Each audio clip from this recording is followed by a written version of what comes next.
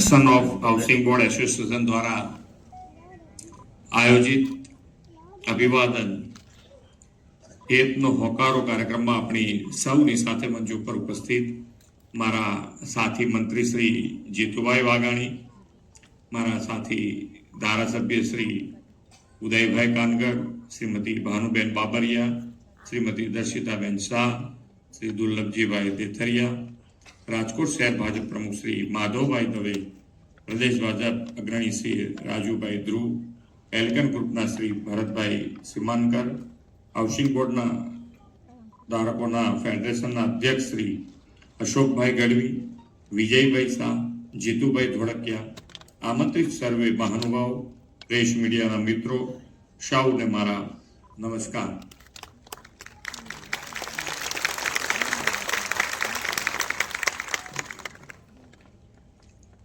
બહાર જે પરિસ્થિતિ સર્જાઈ છે એનું અંદર ક્યાંય કોઈના મોઢા ઉપર લાગતું નથી.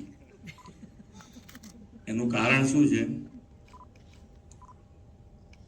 જે બહાર વિશ્વમાં અત્યારે યુદ્ધ ખેલાઈ રહ્યું છે એના પરિસ્થિતિની હિસાબે દરેક દેશમાં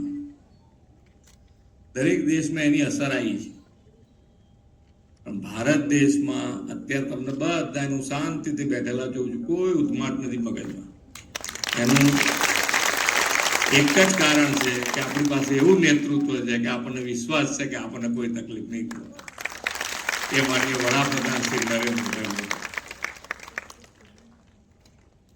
અને આજનો આ કાર્યક્રમ તો જે એમના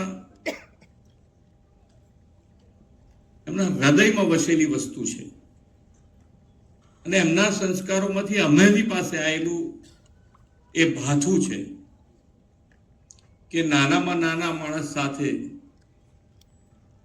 કેવી રીતે ઊભું રહેવું જોઈએ, કેવા સંજોગોમાં ઊભું રહેવું જોઈએ.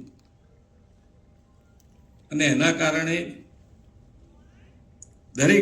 એમની દરેક યોજનાઓ, સરકારની પણ યોજનાઓ જે બનતી હોય એ બધાની અંદર કેન્દ્ર સ્થાને જો કોઈ હોય તો એ નાનો માણસ, સેવાડાનો માણસ, અને એને કેન્દ્ર સ્થાને રાખી અને સરકારી બધી યોજનાઓ બને. અને એનું કારણ શું છે તો કે ભાઈ દરેક જણ મુખ્ય પ્રવાહમાં કેવી રીતે આવે એના માટે હર હંમેશ માટે વડાપ્રધાનશ્રીએ પ્રયત્ન કર્યો.